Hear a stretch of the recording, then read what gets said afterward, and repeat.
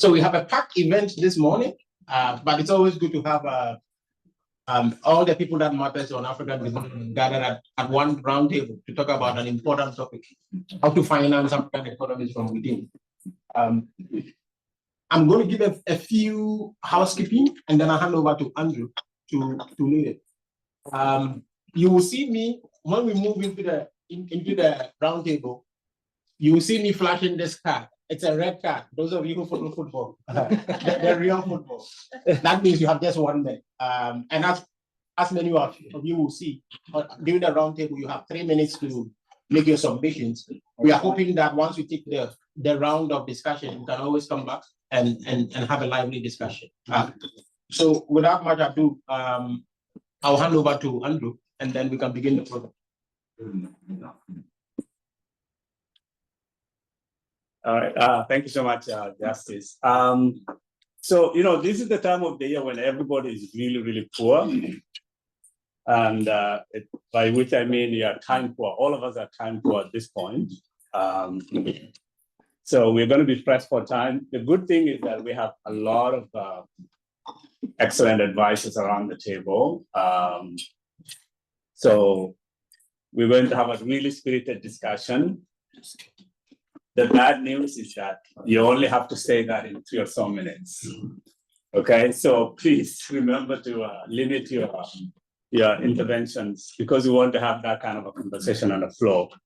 I don't know if anything is more urgent right now than financing African economies. I mean, every country is struggling with this at the moment. I mean, there are very few times that this had become as serious as it is now in the last few decades. So we have a really, really excellent book that was prepared by the advisors of African governments with the concrete examples of how to overcome this issue. So to get us started, let me, and I know that Birgit has to leave after a while, so let me give the floor to Birgit first. But before Birgit, you start,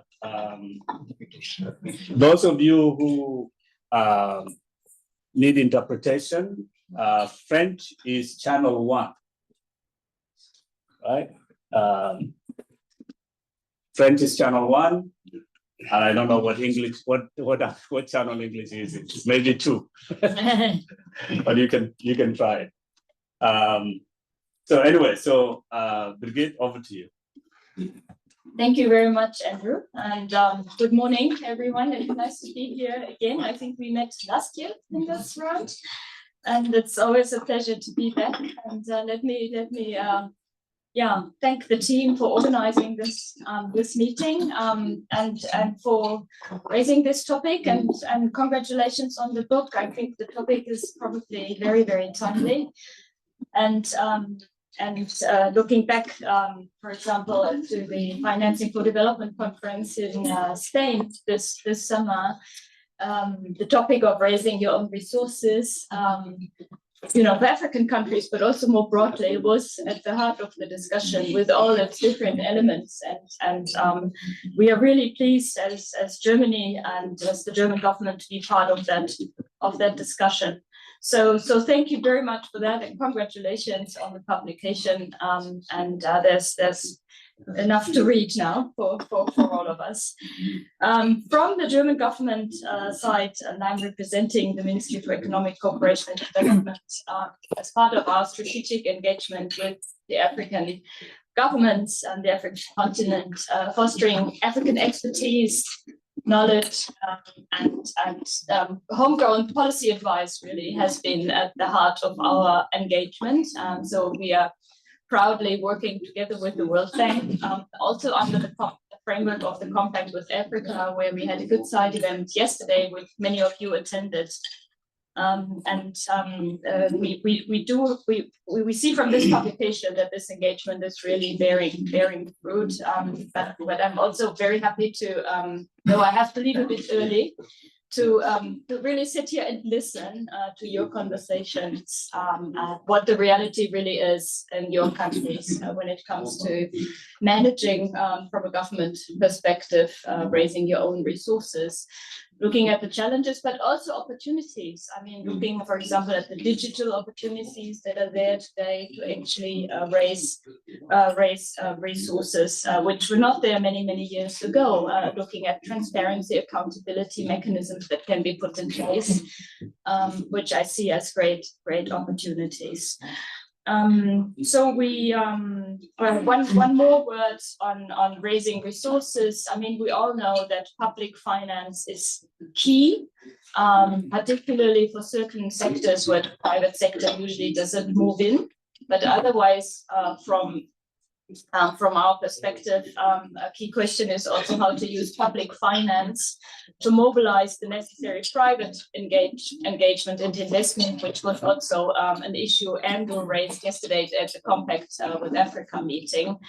We know it's not easy, but we would certainly try with it. Also on our side, shrinking budgets for, on the ODA side, certainly look more closely in the future as well to how can we use the scarce public concessional finance from grants to concessional loans to really mobilize that additional investment and bring the private sector in. That is probably even more important in a resource scarce environment. So I think let me stop here. I'm happy to be part of the conversation. We're happy to continue working with TAP because we strongly believe in it as an instrument. And one of these days we'll also manage to get this network maybe to Berlin or some other place to inform also German policymakers on the good work you are all doing. Thank you very much. Thank you very much, Birgit. Well said. And yes, of course, we should all be part of this conversation. So what I will do is I'm going to ask Mohammed Doumbouya to take no more than 5 minutes to really summarize the key takeaways from the book. And then what we will do is after that, we will go into details of each part of this book, right? So you have 5 minutes to just quickly summarize the key takeaways that people need to remember about the book. Thank you, Andrew. And as you granted me to 5 minutes, I want to switch in French. To be sure that I will better use this time. Thank you. Mesdames et messieurs, les 10 auteurs qui ont participé à cet exercice avaient pour objectif de montrer à travers les différentes expériences développées par-ci ou par-là sur le continent qu'effectivement, il y a des possibilités d'aller vers une autonomie de financement de nos économies dans le continent.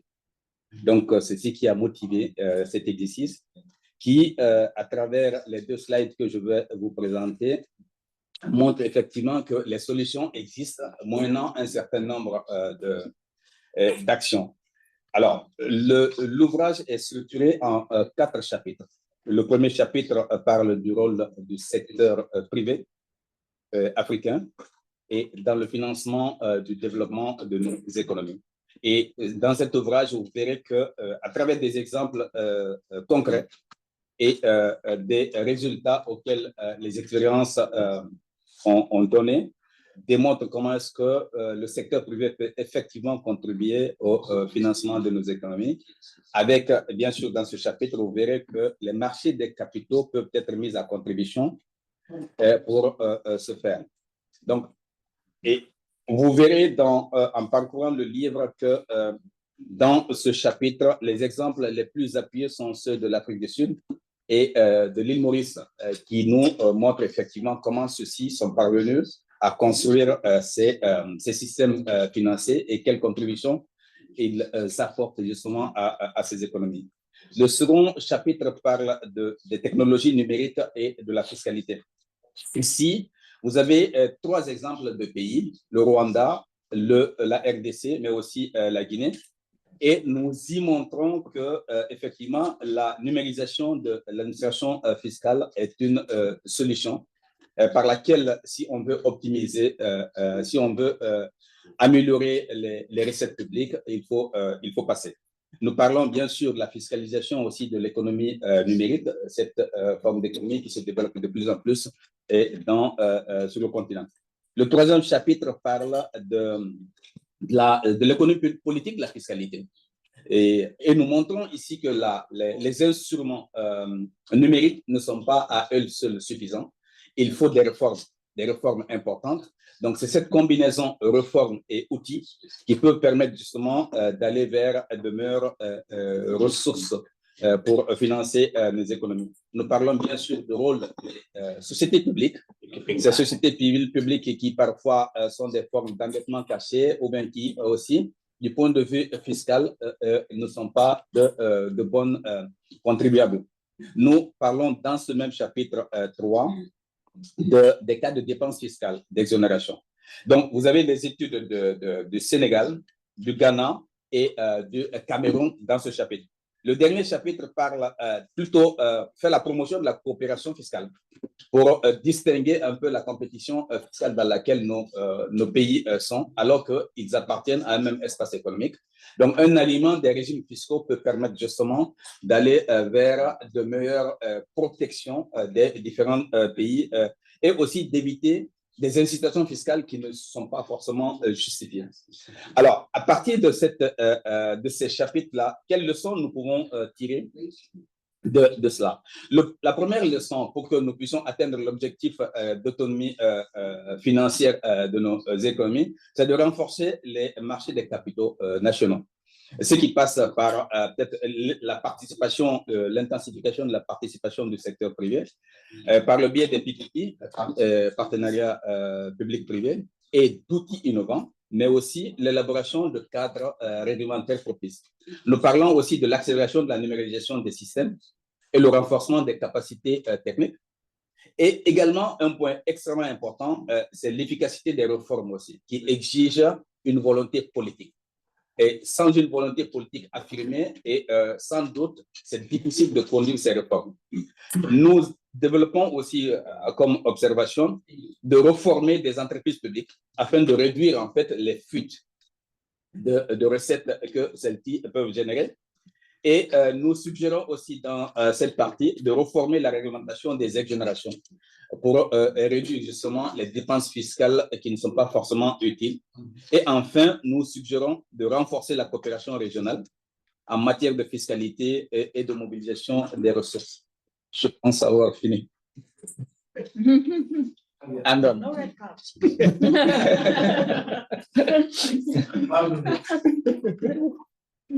Excellent. You made it. Fantastic. Okay. All right. So let's get. So that was the summary of the book. I hope that all of you are not only internalizing your own findings, but also sharing this report with your principals, the president and prime ministers.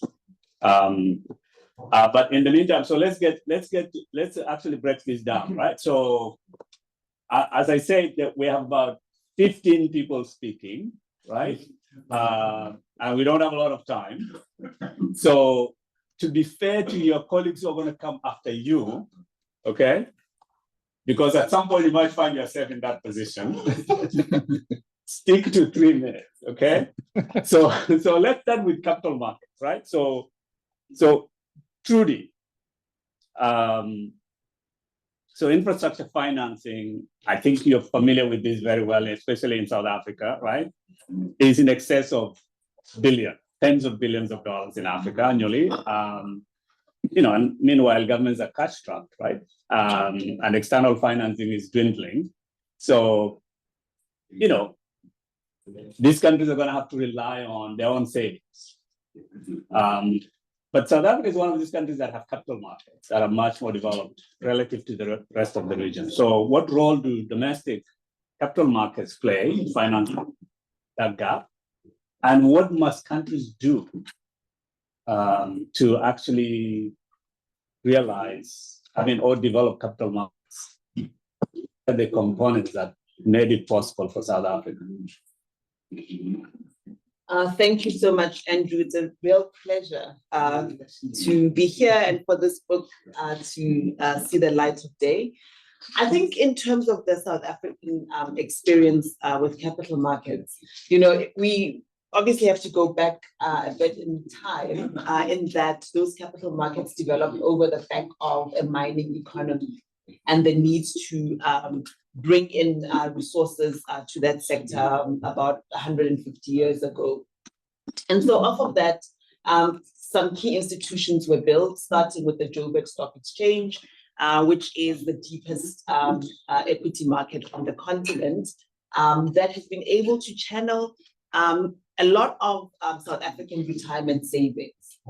And that's another piece of the story, regulation around ensuring that there's a system of retirement and insurance that is supported by regulation so that people know that these are prudent products.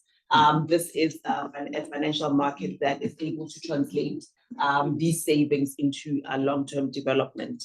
So we see that the stock exchange in terms of the equity markets developed. There's also a very robust bond market, which at its core is supported by government bonds, but there's also credit, private credit that is issued on the bond market. And once again, helping to channel savings from the general economy into the real economy. I think a key illustration in recent times of how this has been played out is with the renewable energy program in South Africa, where about 15 years ago, there was a push to introduce independent power producers in terms of renewable energy. And as you can imagine, significant capital requirements to achieve that. And so a lot of the initial financing for that did not come from the government. It came from private developers who were then able to raise money from the banking system directly, but also increasingly from the pension fund market. So from that, we see how, just with a minimal regulatory infrastructure in terms of encouraging renewable energy, the capital market was able to kick into gear to support that development. A lot of this is also underpinned by impeccable regulation, particularly from the Reserve Bank. I think the South African Reserve Bank is seen as having set a prudential authority in terms of the banking industry. There's also authorities that oversee the insurance industry that have ensured that in terms of capital reserves, in terms of risk mitigation, those industries are managed in a way that engender confidence in those public markets. I think there's also been, if we look finally into the political economy of it, for many years, there are always demands for government to coerce more of these capital markets in terms of prescribed assets, setting aside certain percentages into infrastructure. And the response has always been to rather let the market allocate capital, but to try to find ways to make it easier to invest in those asset classes. I think that's an ongoing debate because there is still an infrastructure gap, so the frustrations continue. But I think in terms of the regulatory response, it has been more around incentivization rather than coercion. So to conclude, I think the South African case shows over a long period, of course, the development of regulation that supports these independent institutions to flourish. But there is, of course, still a remaining question as to the degree to which there's sufficient reform to translate this into fixed investment. You'll see now a lot of headlines on the country talking about how there's too much cash holding and not enough investment into infrastructure. But that's another debate. That's another debate. That's another debate. Sounds like Germany. Maybe you could change notes. If we had time, I was going to ask you how South Africa could play a more regional role. But let's move to Mauritius. Mauritius is the other country that has these capital markets. So So Gilbert, so why don't you just take the case of Mauritius and elaborate on two factors in particular that contributed to the development of the capital markets in Mauritius and how useful it has been towards financing development in the country. Sure. Thank you, Andrew. Good morning, everybody. Bonjour à tous. As you know, Mauritius is a very small country, and we were very quickly, up to the beginning of the 80s, we were still completely focused on sugar. Very quickly, we moved to manufacturing because we needed jobs, tourism, obviously, because of the island, and finance. At the very beginning, there was two factors that explain the success of the financial services. I think the first one is a very clear strategy and strong political will. Given the size was open at the very beginning, so not to cater only for the domestic market. So in financial services, we launched it in the 90s. 1988, when the government decided to open the country. So we attracted 8 international banks, not to focus on the domestic market, but for international banking. These banks were chosen very carefully. They were large banks, we were regulated in their own country, be it Dutch Bank, HSBC, because we did not have the expertise at that time to regulate international banks and offshore flows at the very beginning. From the very beginning also, one key focus has been we are extremely careful on the compliance side. So the jurisdictions is either fully compliant or largely compliant on all 40 criteria of the FETF. The other factor that I would like to highlight under the clear strategy and political will is the fact that it's very, very strong focus, there's consensus across the board that the country needs to maintain its investment grade. As I told you, we launched the financial sector in a big way as a growth pole and not only as an enabler in the 90s. We got investment grade as from 1995. The country sovereign rating, and then there was four banks that became was rated. Today, finance accounts for 15% of GDP direct contribution. So if you include the other factors, obviously the spillover effects, it's above 20%, nearly 25%. The second factor is strong and trusted institutions. Very strong regulator and independent regulator. We are the dual regulator, obviously the central bank for the banks and the Financial Services Commission for the non-bank activities, including capital markets. In the 90s, when we launched this international bank, we had a different regulator called MOBA, or offshore banking, and then it became financial services. But the key success factor, I think, it's very well regulated bank and non-bank. Internationalization of the domestic banks also. But MCB, which is the largest bank, Mauritius Commercial Bank, the largest domestic bank, 2/3 of its profits come from Africa. So because of the size of the country, we can't focus on the country. And the success of Mauritius depends on the success of Africa. Initially, when we launched offshore, it was focused on India. But today, we already see significant flows using the Mauritian jurisdictions to go to Africa because it's a safer environment. It's not tax focused. In the 90s, when we started, obviously the tax was very low. Today it's really channeling and using the platform that we have used for India. We have all the ingredients, the legislative framework. And as I told you, we are extremely careful on the answer. We regularly ask support from the IMF to upgrade our regulatory framework, especially in finance, because it's a very complex industry. And as I told you, and the only thing I forgot, for the stock exchange was launched officially. There was a stock exchange before, but the new modern one in 89 when we launched this capital market as a growth.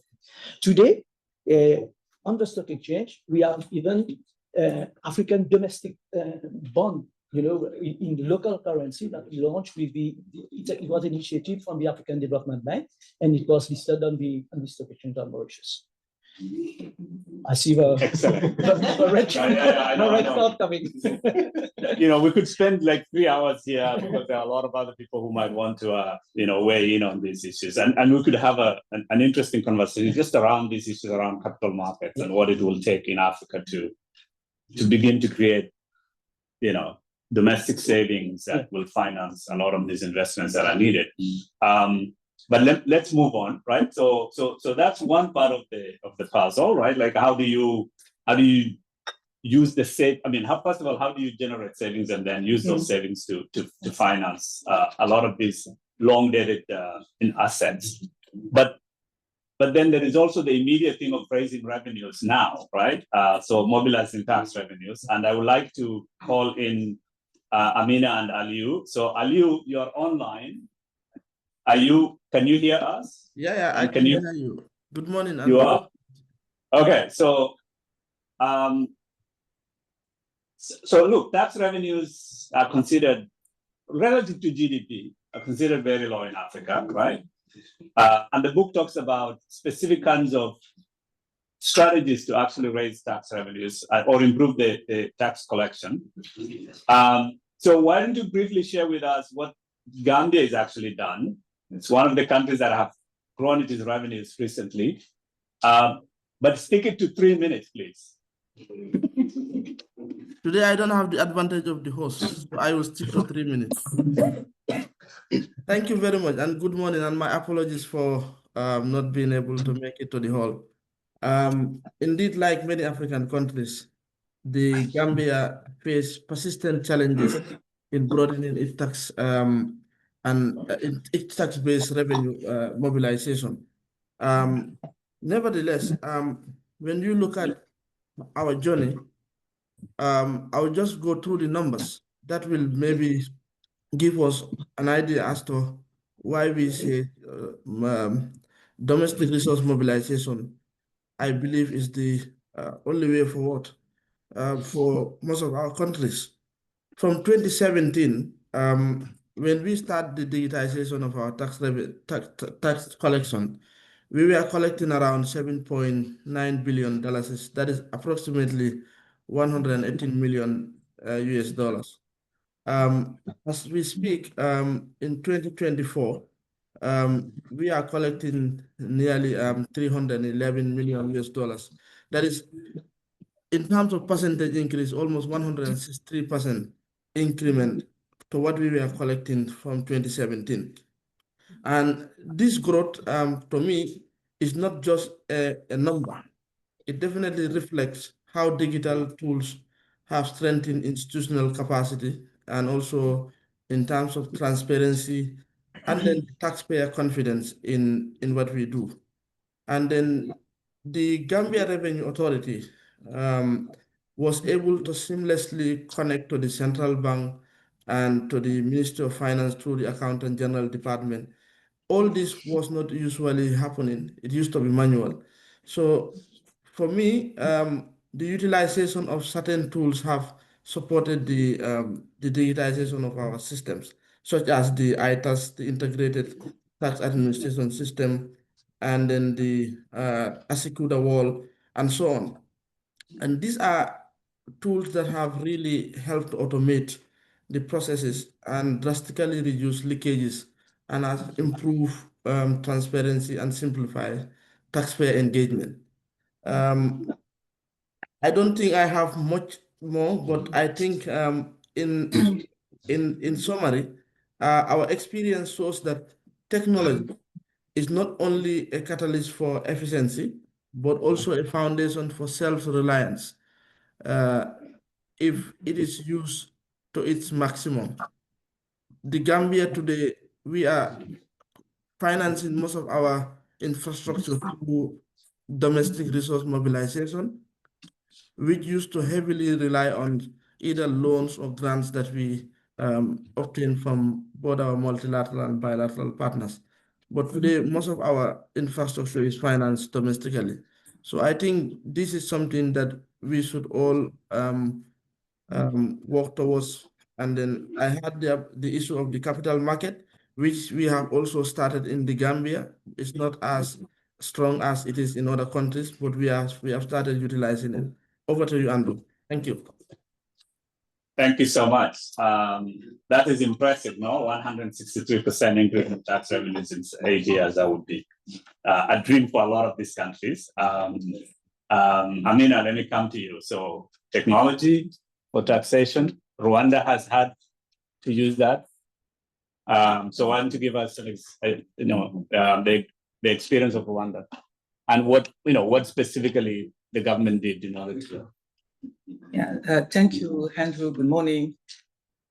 In the case of Rwanda, over the past decade, the government has been on a mission to really transform the way our people interact with the tax system.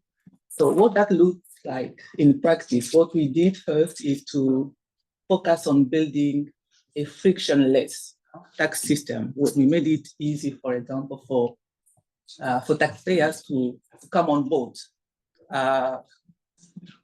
They can register their business and get the TIN number, which is the taxpayer identity number. That is generated automatically when we register the business, no extra paper. And with that, we can start filing and paying taxes online through mobile applications. Even without a smartphone, you are able to pay your tax. So for that to be effective, we connected the tax system to banks, to mobile money platforms, and fintech. So that anyone can pay taxes anywhere, everywhere, without queues and paperwork. Secondly, what we did is to introduce a real-time transaction visibility through the electronic billing machines. That's our e-invoicing system, where every VAT invoice issued is transmitted digitally to the revenue authority. We even encourage taxpayers and citizens to actually claim the VAT receipt through a VAT rebate program. And recently we introduced what we call the VAT receipt lottery. And what we are seeing is that we are actually turning what used to be a compliance burden into a national culture of accountability, which is really positive.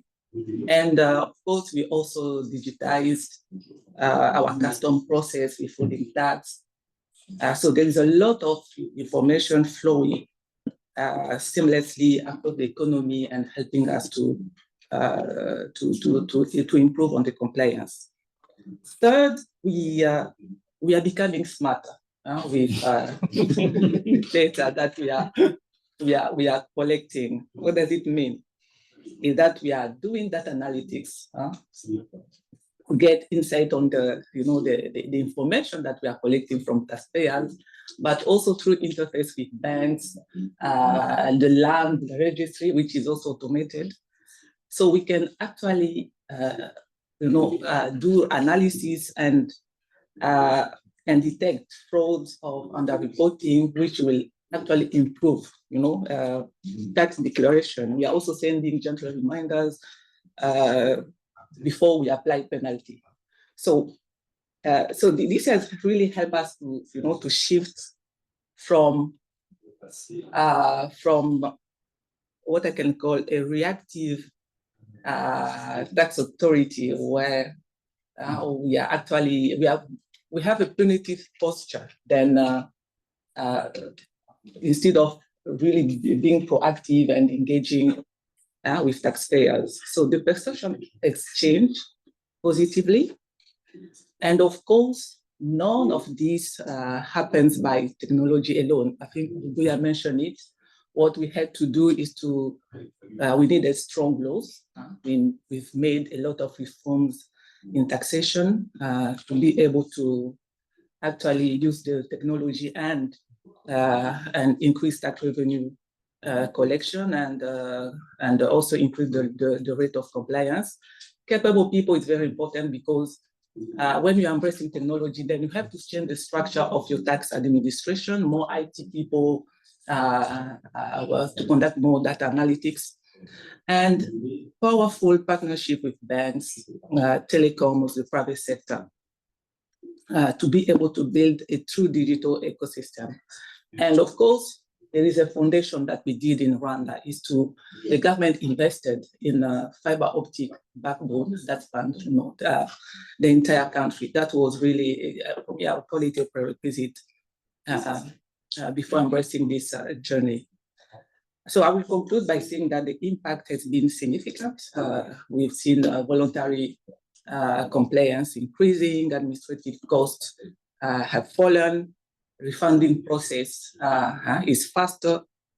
But the most important aspect of that is the trust has improved a lot between taxpayers and the tax authority, even vis-a-vis the government, because they see transparency and receive services promptly. Thank you. Excellent. So this is a lesson for all the big countries, right?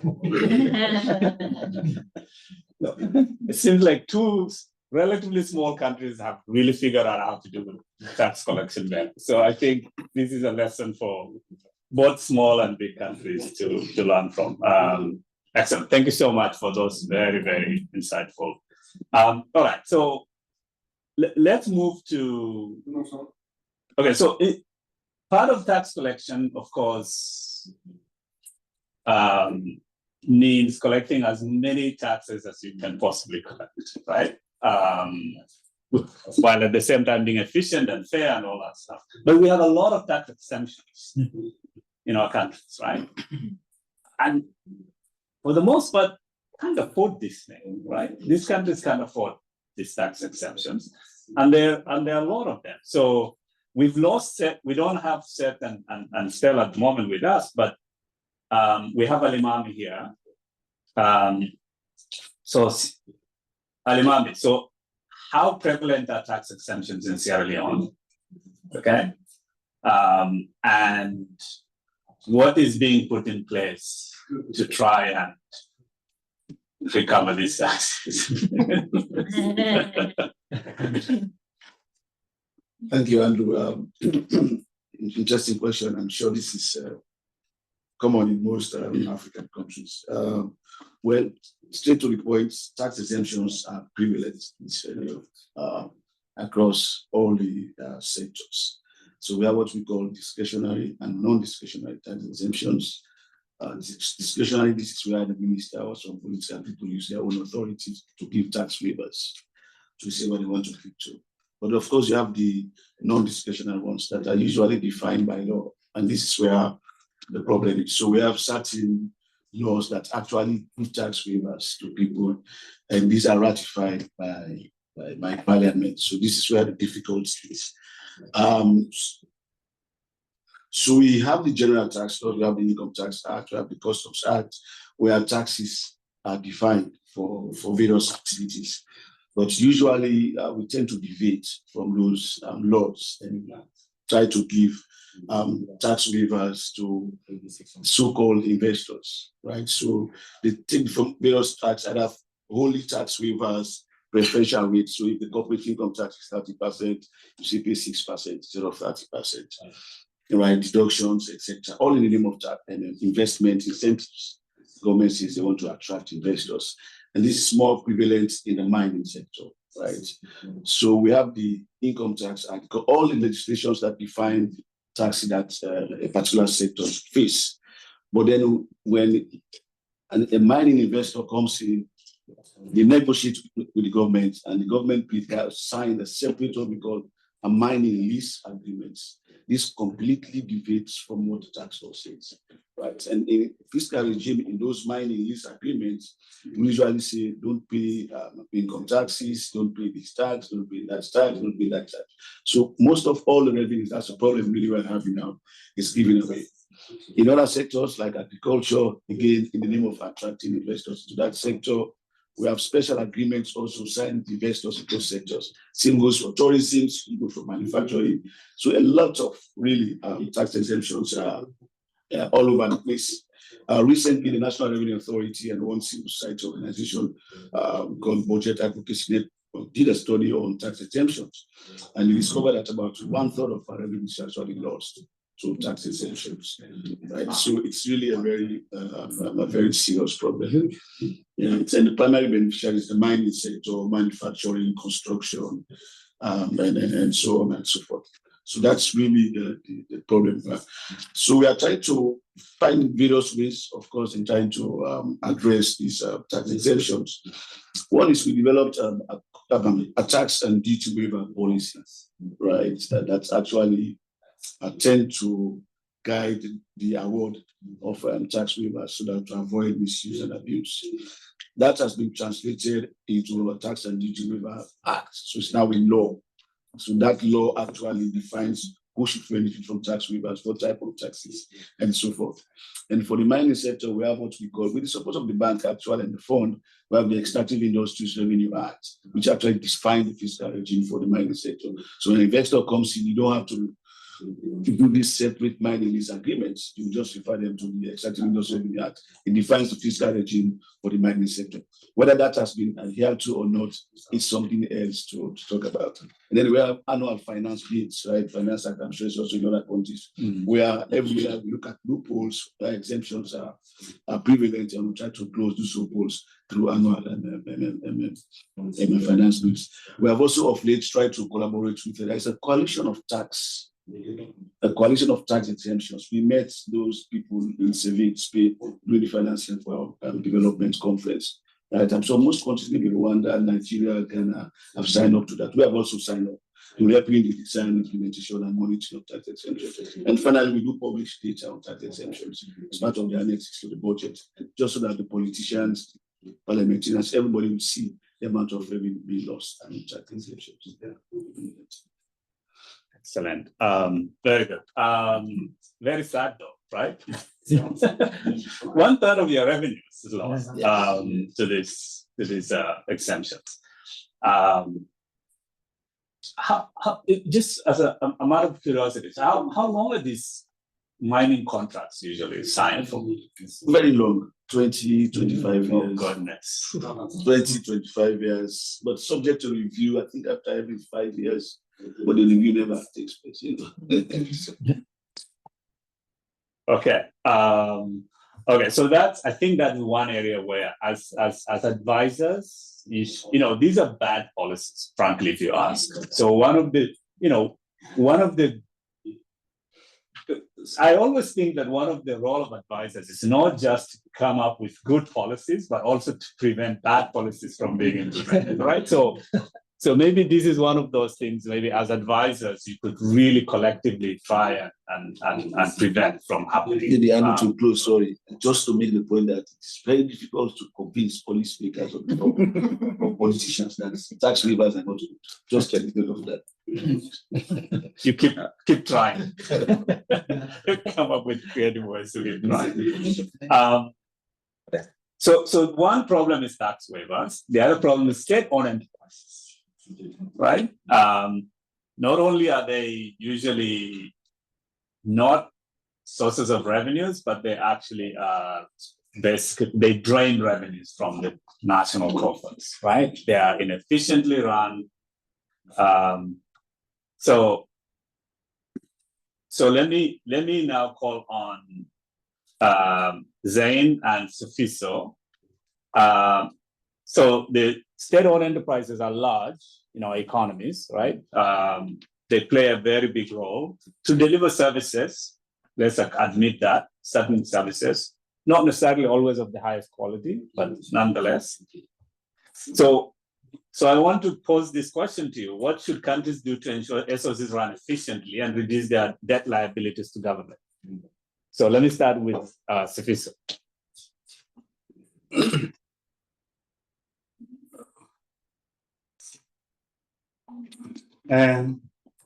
Thank you, Andrew, and the colleagues. In the country, certainly we actually do have quite a number of state-owned enterprises in various sectors, and a lot of them are actually quite highly dependent on government. As to the question of what should be done to reduce their dependence on the state, I think it's quite a tricky area, but a number of them are highly dependent on government, and they are in areas where maybe government should actually be relying on them. But I think we should look at. I think it's really to, in the first place, to try to resist establishing these state enterprises and limit their existence to sectors where maybe there are valid reasons for having them. Particularly, I would say sectors such as education. I would say sectors such as health, for instance, which are the traditional sectors where maybe government find itself having to establish such state enterprises. Yeah, quite a complex area, but I think the basic thing is, as much as possible, I think, to resist their establishment in the first place. Government has a problem at the moment where he's trying to see how this can be restructured, maybe to try to bring in the private sector to take up some of these enterprises. But it is quite difficult. There are a lot of political pushbacks, and yeah, it's quite a tricky area. But I think I'll revert back to just saying, as much as possible, resist the establishment, and maybe second, try as much as possible to bring in the private sector to take up some of those services where possible. I think I'll end here. I like the idea of resisting establishment of SOEs. that sounds like a really important policy move. So the practical way to do that would be the way we need to figure out. So Stella, welcome. Thank you for joining us. We will give you a moment to breathe, and then we'll come back to you. But for now,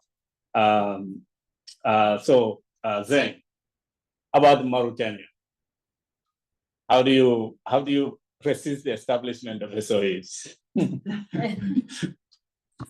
Thank you. I will speak French. Of course. Okay. La problématique des entreprises publiques est réelle. C'est des entreprises qui, en réalité,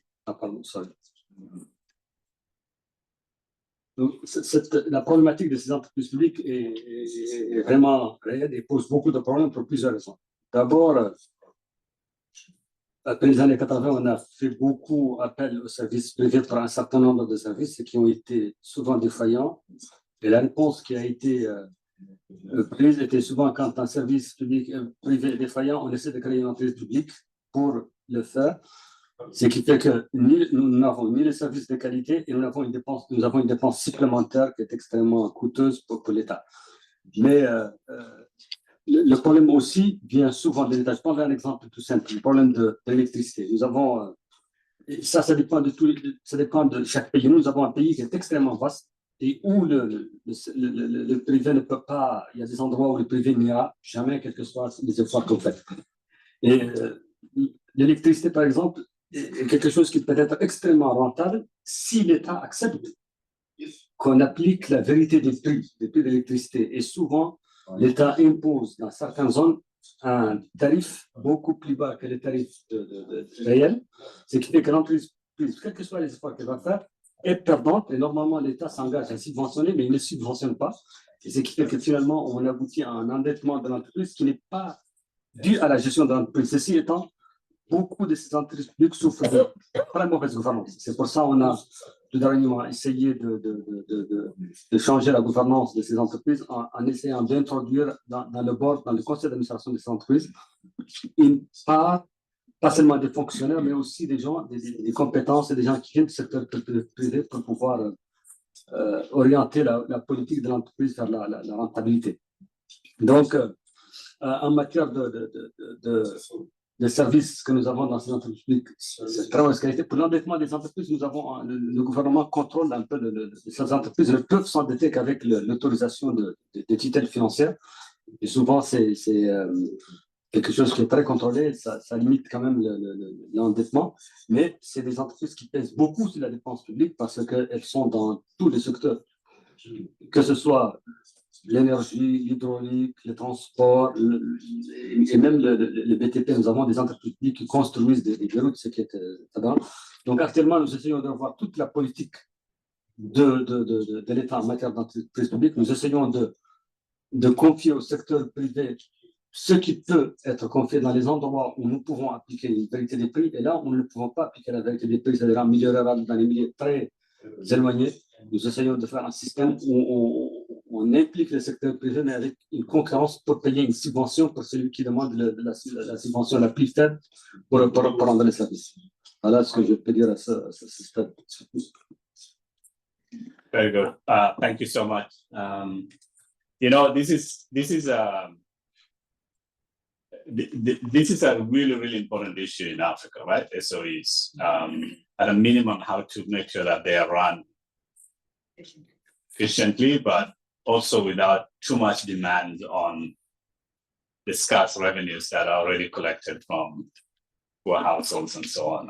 And one of the things that we discussed when we were in Banque was maybe the follow-up to this book, right? Another collective kind of activity will be to really look at SOEs in Africa and what it means to reform them so that they can be run differently than the experience so far, right? So if people are still interested in that project, we should consider following. I mean, we should consider putting together a team to work on it. So Stella, we're coming back to you briefly. So we're giving everybody 3 minutes to give us all the insights they need. So it's about tax exemptions, right? What's the experience of Rwanda with tax exemptions, and how, you know, first of all, how much are they, and what has the government done to try and, you know, maybe claw back if possible, or use it in other ways? Thank you very much, Andrew, and apologies for being late. Somehow the room numbers got confused in my agenda. So with regard to the question, in terms of tax exemption, so for Rwanda, total tax exemption as a percentage of GDP, at least for the last report that we published and that can be found on the website of the ministry, is about 3.5%. It's slightly below the global average, but still, it's quite significant. And if you look at the growth over the years, about 15% year on year in terms of increase. Now, what is mainly contributing to that was exemption related to VAT in sectors, of course, of priority with regard to our national strategy for transformation, but also sectors, specifically sectors like health, education, energy, etc. And it's about 50% contribution. And then it is followed by exemption related to custom duties. And those ones are mainly related to raw materials for industrial use, but also priority sectors again. And then finally, corporate income tax. Now, since 2025, in February, actually, this year, the government introduced new tax measures to broaden the tax base, but also introduced measures to reduce the level of exemptions. And since July 1st of the beginning of the fiscal year, taxes on fuel, for example, were completely removed. Now fuel is being taxed. There was VAT, but a whole number of other levies that were introduced on fuel. But there was also removal of exemption on transports of goods. And today you can already see when you look at the numbers that we have for the first quarter, we can already see that we are already exceeding. So the bulk of exceeding initial projections, because the bulk of the collection that we're getting is coming from fuel, which has not been the case in the past. So going forward, what we hope to implement is to review our investment code. When you look at the investment code, exemption related to VAT goes up to 30, related to corporate income tax goes up to 20 exemptions. So all those things are going to be streamlined.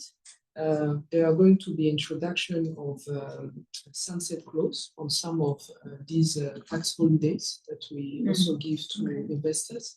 But all that, we are trying to do it in a very gradual manner so that people, both investors, international, but also local, get prepared to that and also understand better the system. Of course, the system also is going to be even more easy to understand for investors. So there's a whole number of things that, given the fact that I'm mostly remaining with 1 minute, I will stop here. And if there is any follow-up question, I'm happy to take that. Thank you. Excellent. And we want to actually at some point have some time for people to ask questions, because we also have been very patiently listening to all these very fascinating examples and experiences. So last group, natural resources play a very important role in your countries.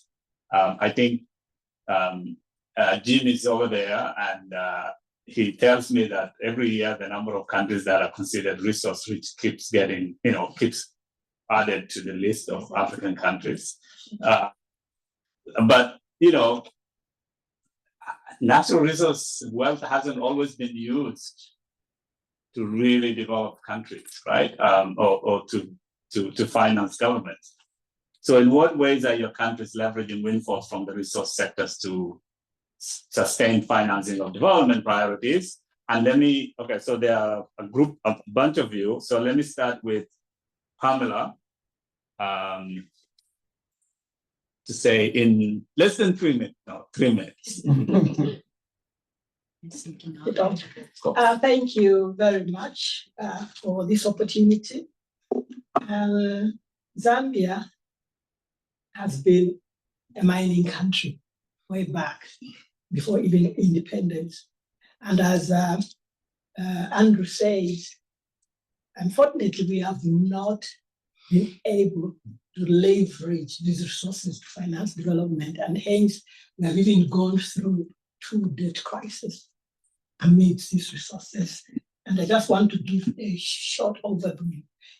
In the 1960s, when we got independence, the production, the output for copper was around 800,000, and the population was at 4 million people.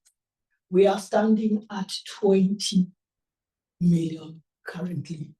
The production of copper is still the same. You cannot expect 4 million population, the same output, even lower actually. We have had even lower, where copper had even dropped to below 700,000 metric tons, but the population has been growing. And this is the scenario. And you see, the strategies which have been utilized then is to levy more taxes, more windfall taxes. We have had windfall taxes and all sorts of taxes whenever probably copper prices surged a bit. We, of course, would levy more taxes. And whenever we have more financing pressure, we would levy more taxes on a base which doesn't grow. And this, of course, resulted in the base shrinking. Just want to tell you that between 2000 and 2020, the fiscal mining regime was adjusted 22 times. Wow.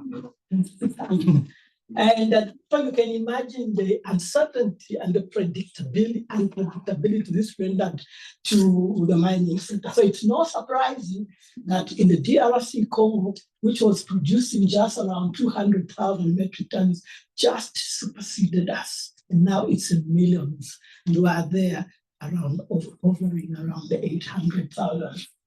And because such frequent changes deterred investment in exploration, it deterred new mining, and including reinvestment and expansion. Actually, by 2022, if there was no change in government, we would have lost about 2 mining houses, which are going to exit the country. And so when the new government came to power, which I'm part of, we decided that we cannot do the same thing same way. You cannot continue just milking the cow you do not fatten. And so we resorted firstly that we're going to have a predictable and stable fiscal regime. We're not going to be tinkering with taxes. And of course, this very emotive issue in our country. Actually, our government has been seen to be government which let mining companies go without being taxed. But now, in addition to this, we also decided to grow the cake because we said this mining cake has to grow. And so we have revived mines which were dormant. There was a mine which was been dormant for 46 years. It's back. There was a mine which was flooded for 20 years. It has been dewatered, it's back. So dormant mines have come to life. Mines which were exiting have now reinvested. And in addition to that, we're attracting new mines. About one of the biggest mines in the region is about to sink its shaft in the first quarter of 2026. And as government as well, we have also tried to get, I know we talked about SOE, but we've got a holding company to get more equity in some of these new mines. From 15% to 20%, at least one of the mines now government has 49%, because we realize that we have to get a stake in some of this to finance development.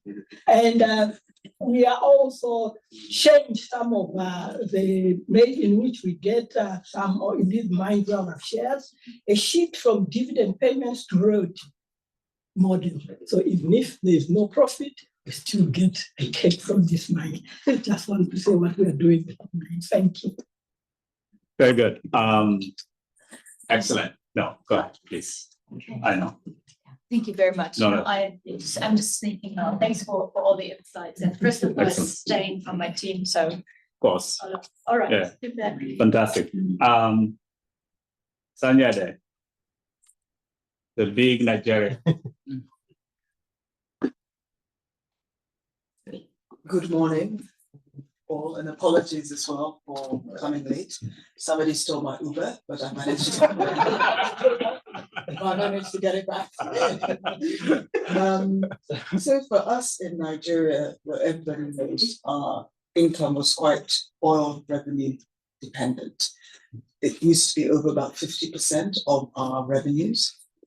But due to security challenges and also for a period of time, we had a very uncertain legal and regulatory framework. There's this petroleum industry bill that remained a bill for very many years. So we were not getting the kind of investment that we required.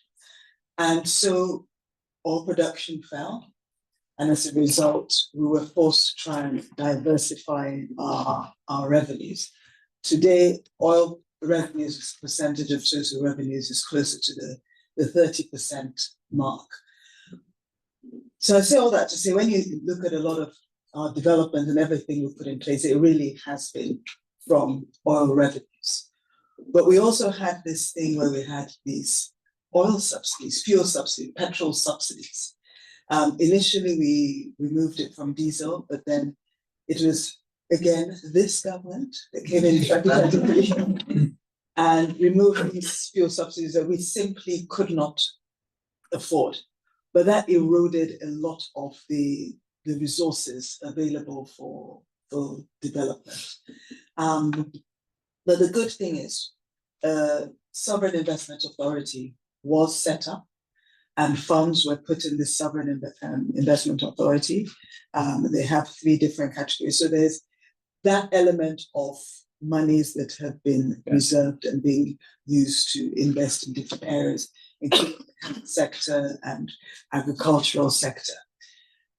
Moving forward, just even looking at the level of global uncertainties, there's that recognition that we have to diversify our economy, and we also have to diversify the sources of our fiscal inflows. So there is more intentionality in that area. But equally, the solid minerals sector is an area that we're trying to grow as well. We see that as one source of future income for the country. That too has suffered, certainly to my mind, a somewhat challenging regulatory and legal framework. But the minister presented at the economic management team just last week on his plans and what he's doing. And his view is that there is clarity, because it's the tension between the states and the federal government, where the states are saying, well, it's our ground, it's our land. But his view is that the Constitution is very clear that any ground that has natural resources, but de facto belongs to the federal government and not the state, and that he's been managing that. And a lot of work is being done to make the investment environment for solid minerals quite clear, to be able to attract the necessary investment. And keeping an eye on time, Justice, you don't need to tell me, I'm nearly there. Because we have things like lithium, we have the minerals that are under serious demand for the world in the direction that we're going. So it's really up to us now to ensure we put the necessary framework so that we can attract the investment, and also for us to learn from the experiences from the oil and gas, so that we ensure we have the necessary community engagement and community buy-in, so we don't suffer from serious security issues there. And I'll leave it there. Very good, excellent. Lots of questions for me to ask, but let me move to Walter, because I want to get to the questions and answer section as well. So Walter, it looks like Botswana is one of the rare success stories, but you're facing challenges at the moment.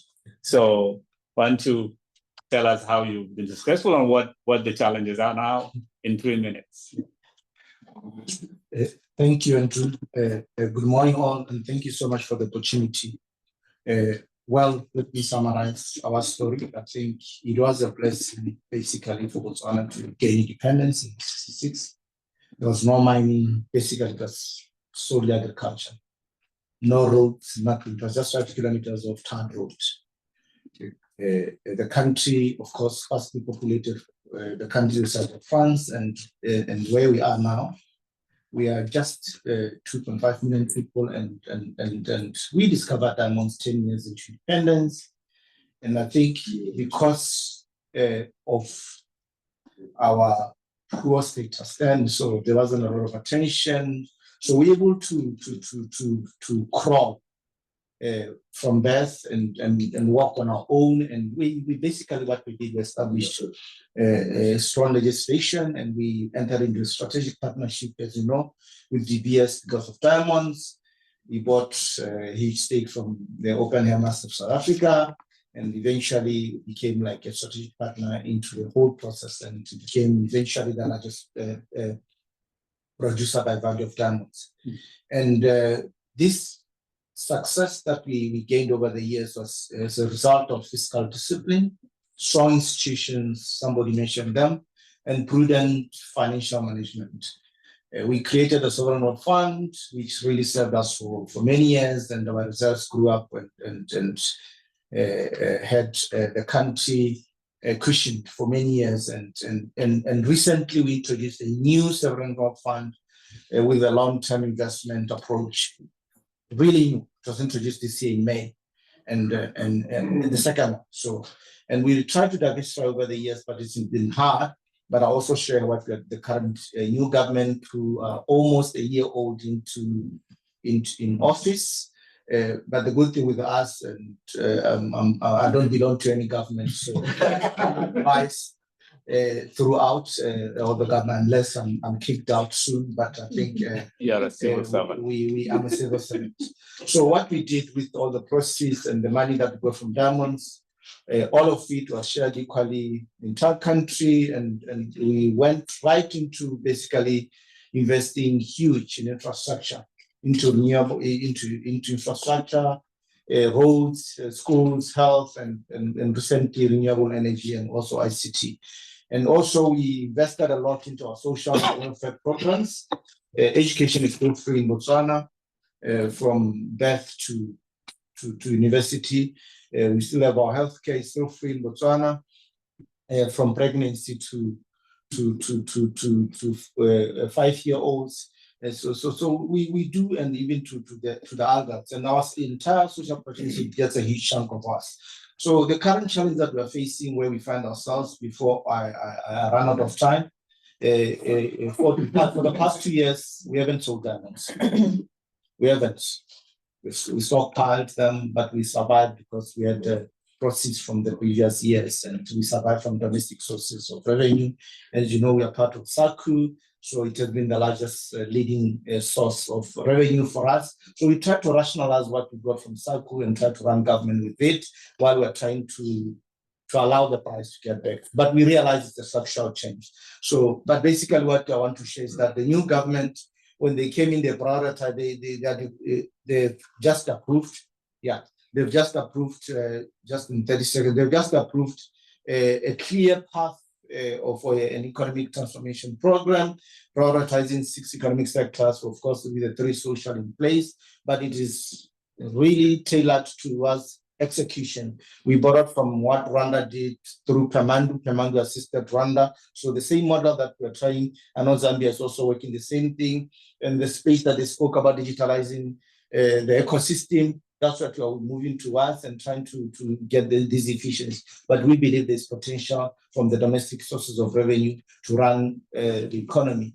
But really, we're still in trouble, and we're still waiting to see how we can get out of the situation because of the pricing situation, because of what Russia, China, and India are basically continuing in terms of trade. And thank you so much. Wow. Yeah, no, it's tough. But the idea of not selling diamonds for 2 years and still running is commendable. Yeah. Okay, so Hassan, what are the natural resources for Somalia, first of all? Thank you. And how are you expecting to use it for Somalia's development? I'll be very quick. So we have always been told in Somalia through storytelling and songs that we are rich. I believe that. So this time, I think that's only in our brains, but we will make the walls catch up very soon. Yeah. Just going back in history, in 1980s, Somalia opened its oil sector to international companies, and that were BP, Amoco those days, it's an Italian company, and another one. So they made substantial investment in the country, but before they were able to explore and produce, the civil war erupted. So they declared force majeure. There are no assets there now because of the civil war, but they have those legal documents. But since then, after the civil war, there were when the new institutions were formed, there were some mom and pop companies who come and sign agreements and pay signing bonuses, but then they never come back. So, but the last few years, like the last 5 years, there have been 19 PSAs, production sharing agreements signed, but the biggest breakthrough happened last year and this year. The government of Turkey and the Turkish oil company came to Somalia and they started exploring. They started seismic data surveys, and they were very successful. The data will be shared very soon, and I think early assessments show that it is around 20 billion barrels of oil and 6 billion cubic meters of gas. We have now getting many companies expressing interest in Somalia, but that we expect that to be to go up, the level of interest to go up after the data is announced. We now have the institutions and legal frameworks already ready with the support of our international partners and Somali experts and institutions. We are now with these new companies, we are prepared to negotiate better terms with them, better than what we did last time. And we have identified the sectors that we would like to invest with the proceeds from the oil sector. And we have now the Vision 2060, Centennial Vision 2060, and it is implementation to the National Transformation Plan. That would be 5 years. That is about, we estimate that the level of investment needed for that plan is 30 billion. So now conversation is moving from aid with partners talking to us about resource curse and Dutch disease, and we think they think that's bad, but we think it's positive. So so we think that will move the conversation forward. Thank you. Yeah. Okay. No, it's better to have than not. So we unfortunately have been extremely bad at managing time. So this is kind of a habit that I'm supposed to kick. But we have 10 minutes of Q&A. So why don't I open it up for people to ask questions? You can ask your fellow advisors questions that you have, but also those of you who are yeah. Thank you.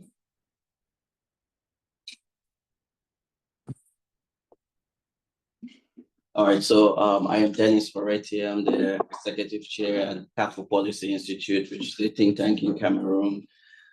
First, I want to really congratulate the entire team for an excellent book, really looking at mobilizing finance for African economies. So I think, yeah, it's very rare that we see this, so it's really something to be commended. As we talk about financing Africa's economy, we always look at it from, or at least there's a push for us to look at it as how we mobilize our funds domestically. And I consider really our diaspora as really domestic. I really don't consider it, I really don't consider it as foreign. I will be interested in learning from the different countries here of experiences, good experiences, or challenges that they face in trying to mobilize funding from the diaspora. What has worked, what hasn't worked, and what lessons we can get from that. Excellent. Very good question. Andrew. Yes, please. Yeah. Introduce yourself quickly. Yeah. And then straight to the question. Okay. Good morning, everyone. I'm Ed Brown from the African Center for Economic Transformation. We had been part of supporting the CEoG from the beginning, and I just want again to congratulate the team. I am particularly keen on the issue of the network, because to what extent is the network supporting a much more regional, dimension, convergence on fiscal and monetary policies? And to what extent can the network also engage much more effectively and closely with the AUC, which is currently pushing the agenda of establishing and operationalizing the continental financial institutions? And to what extent can, this team, because I think this is a very formidable team. You have a lot of economists, you have deep insights in the countries. And how can you also facilitate that process? Because in this current global dynamics, collaboration, thinking regional, and you are in the integration, thinking regional and acting local is very important. So I was just going to raise that issue. Okay, last one. Last question before we ask the responses and then. Brief, very quick question. Yeah, it's very brief. Hi, I'm Richmond. Mike. I'm Richmond from the African Center for Economic Transformation too. I'm just curious. I mean, listening to all the conversation, clearly a lot of us have challenges. I mean, though we are technical experts, we have a lot of challenges navigating the political economy dynamics of pushing some of our technical inputs and views on governments. I'm very interested in hearing some of the tricks and where they've had sources in terms of convincing government to go against, to go in line with some of their recommendations, especially when it's technically good, but then highly politically inexpedient. Well, you had Alimami say that it's very hard to convince politicians to give up tax exemptions. So who wants to answer the first question, which is mobilizing diaspora funds, right? Okay, I don't have the figures on me, but I know that the Nigerian Central Bank has been able to get a lot of remittances in. So our foreign reserves has been boosted over the last couple of years, and part of it is remittances. And one thing I know they did was a lot of engagement. So even when they come to, for example, annual and spring meetings, they go to certain cities where they know, excuse me, we have a lot of the Nigerian diaspora, engaging with them, answering the questions. They've also been able to identify some of the impediments to, based on regulation and stuff, impediments to remittances coming in, and been able to essentially just make it a lot smoother for them to send in money. Excellent. Very quickly, on the same issue? Yes, on the same issue. I've seen the diaspora very much interested in real estate in Africa. They're investing a lot. I think that's where the country can actually try to leverage the financing from diaspora, making it easier for them to, to buy land or a property in the country. Very good. Okay. Last contribution on this. No, not diaspora, sorry. No. Okay. Which one do you want to? Regional. Regional. Okay, good. Go ahead. I was going to go to that one. Okay, great. I mean, I just really wanted to support the regional aspect of how perhaps this network could assist. I've been working a bit on the infrastructure story and engaging with the new Commissioner for Infrastructure, Energy and Digitalization in the AUC. And of course, the AUC is one thing, and then there's Auda NAPAD, which is also kind of meant to drive the implementation. And then there's also Africa 50. And like there's always, on any issue, there's a constellation of continental institutions that can bring to bear solutions. I think they also struggle to get common African positions on a lot of issues.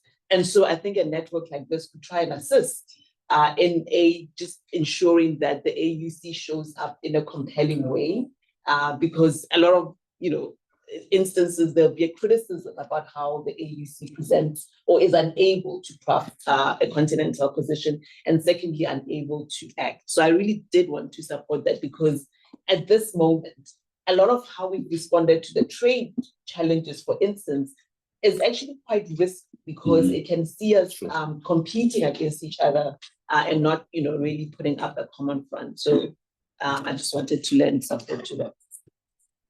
Completely endorse that. Okay, look, one. Okay, quickly. Yeah, 30 seconds. study support your point. We need to harmonize and then let the flows on the financial side a bit easier. I was talking about this Africa Development Bond Fund, which was an initiative from the African Development Bank. Even central pensions fund with surpluses in some other countries, because of the restrictions, couldn't invest in this instrument, where we were return of nearly 10% in dollar terms. So you can see that we are on our own ends on that. Fantastic. Yeah. So look, we're running out of time. So we will resume our usual webinars. Yeah. The next one will be about jobs. We will be talking about jobs. So come prepared for a really spirited discussion about how to create jobs at scale in Africa, because that has been very elusive.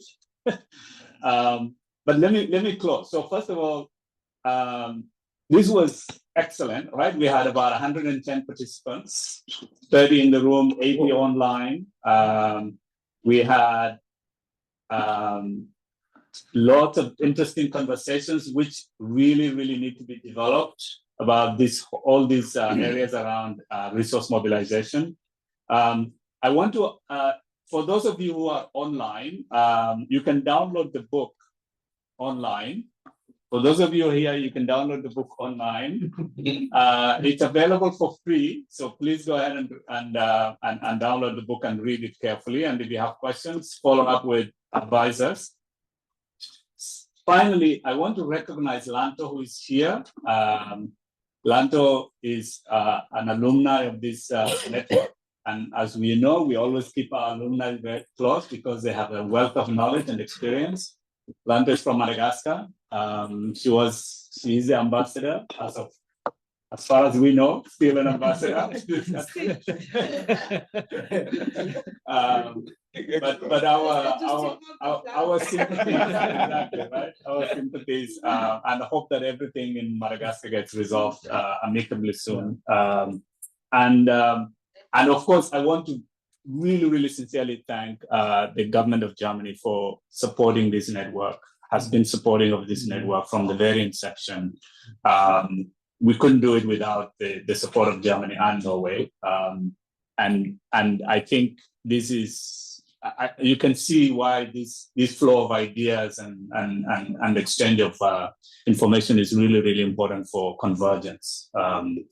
We will have the 2026, we have a site for the 2026 forum. It will be in Rwanda. So we all should get ready and make sure you block your calendars for that forum. We don't know what the topic is going to be yet, but we will find out. We will obviously come to you guys for ideas about what the topic should be. So with closing, we will have a quick picture, group picture, and then we will all run to our next regular programming. Yeah.